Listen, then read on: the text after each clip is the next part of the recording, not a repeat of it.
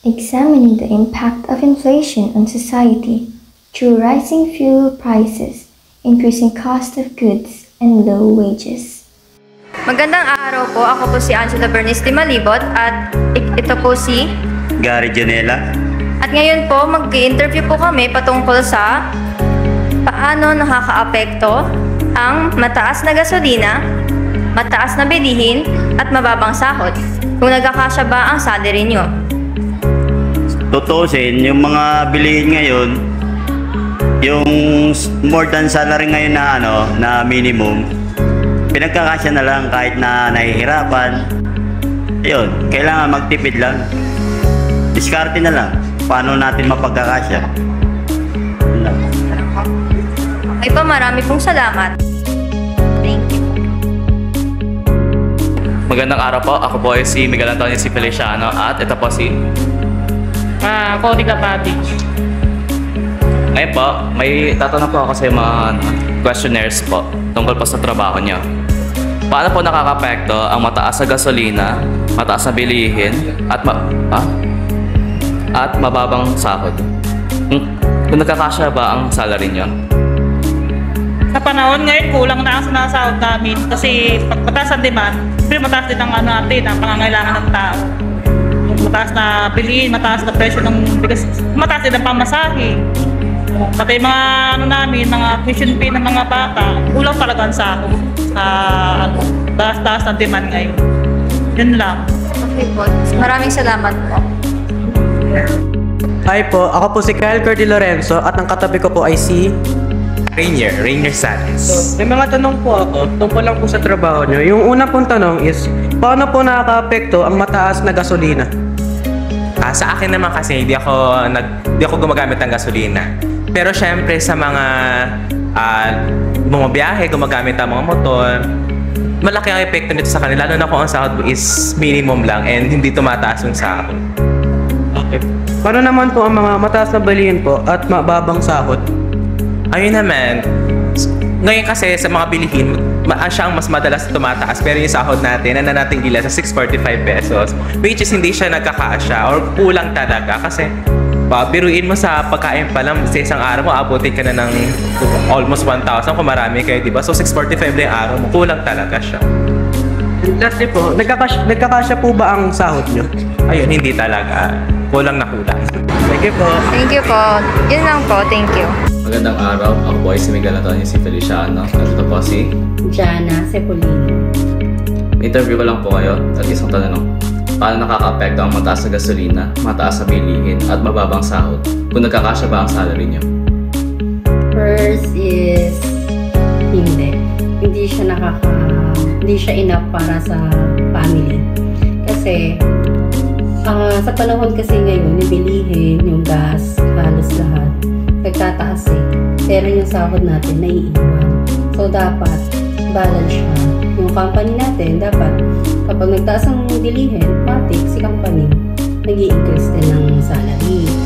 So, syempre, apektado ang pamilya natin sa pamumuhay, unang-una sa pagkain, pinagkakasya natin. Tapos, hindi lahat ng mga bata ngayon, mabibilhan natin ng gusto nila kasi yung pera natin is para lang sa food. Yun. Para sa akin yun, hindi talaga siya enough. Magandang araw. Ako po si Angela Bernice de Malibot at ito naman po si Geraldine L. de Malibot. So, ang tanong ko po is, paano nakaka-apekto ang mataas na bilihin, mataas na gasolina at mababang sahod at nagkakasya ba ito sa salary nyo? Sa aking palagay, ang mataas na bilihin at mataas na gasolina ay lubos na nakaka-apekto sa buhay ng mga Pilipino at bawat pamilya. Sapagkat sa mataas na bilihin, ang bawat pamilya ay mahihirapang mag-budget. So, kinakailangan mo na magkaroon ng trabaho na mas malaking sweldo. So, kung meron kang trabaho ngayon na hindi nakakasapat, kailangan sipagan mo pa or kung kumuha ka pa ng mga extra job na makadagdag sa iyong kita upang ang iyong budget ay makasapat sa lahat ng pangailangan tulad ng pagkain, mga bayarin sa bahay, tubig, ilaw, mga internet, telepono, and yung budget para sa pagpapaaral ng iyong mga anak at iba pang mga bayarin. So, kailangan maging matalino at praktikal sa pagbabudget. Kailangan kumuha ng pumili ng mga bilihin na mababa ang presyo subalit magandang kalidad.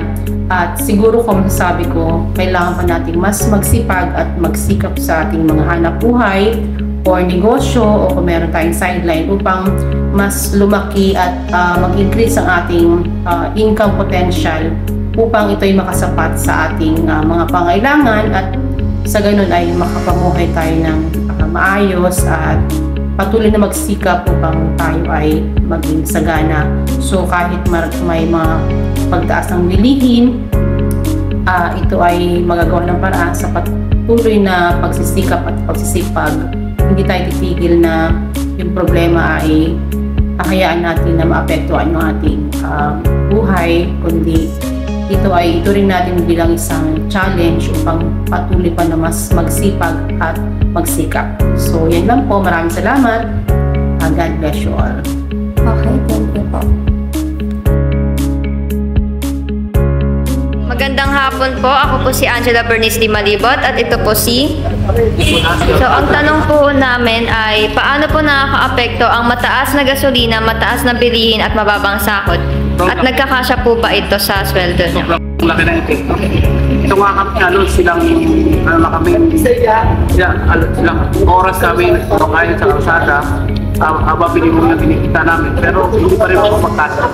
Sa sobrang mahal ng bilihin, pag-gasolina, lahat ng mga maintenance natin sa bahay, kuryente, tubig, hindi mapapagkasa yung natin ngayon, yung laro na yung mga minimum salary na, wala, hindi kaya talaga. Kailangan ito. Action din ng gobyerno para madagdagan sana rin ang magagawa. Yun lang.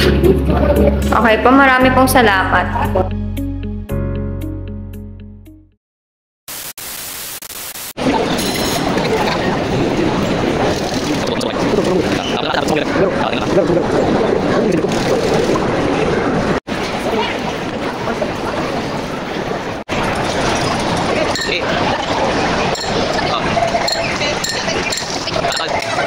Angela kasi Bloopers. Kinakausap rin Albert ayos sa kanya. Pag kay Angela agad eh. Oo, agad. Or maganda yung sinasabi na excuse kung bakit. So, Kurt, kay Jake ako. Kay Curdy, hindi eh. Ang bilis eh. Hindi agad. Nagkatanong pa lang ako kung pwede. Ayaw. Hindi pa nga pinapakita yung tanong eh.